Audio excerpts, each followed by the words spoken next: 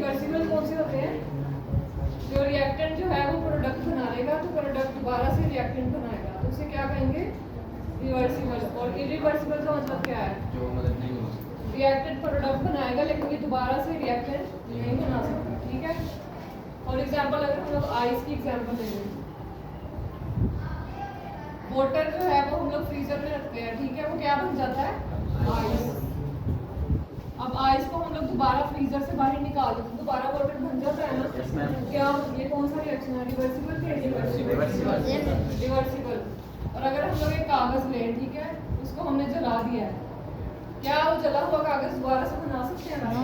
वो क्या होगा? इरिवर्सिबल। तो इसी तरह रिएक्शन है जो दोबारा से बन के प्रोडक्ट जो है वो दोबारा रिएक्टेंट बनेगा उसे क्या कहेंगे?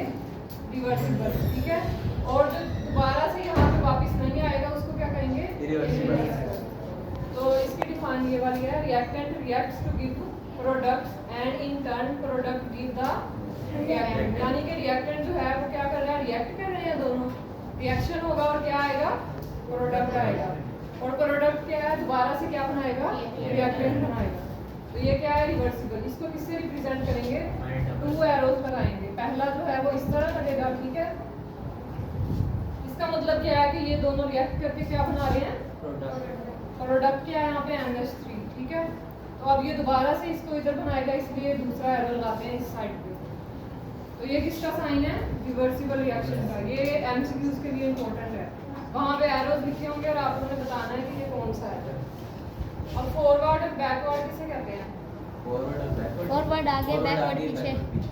फॉरवर्ड का मतलब होता है आगे, ठीक है, और बैकवर्ड पीछे।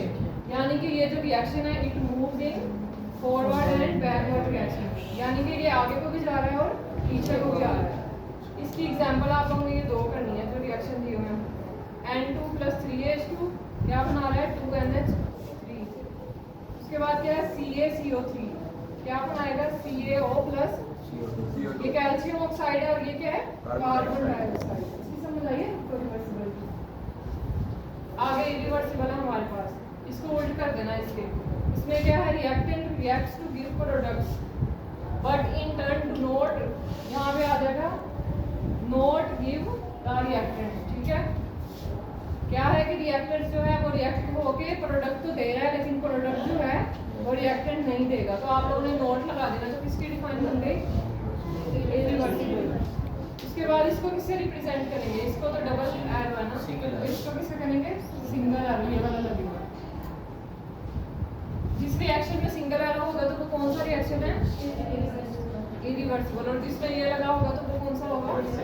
रिवर्सिबल। उसके बाद है it moves in forward and backward, तो वो उसमें क्या लिखेंगे? It moves only in forward direction.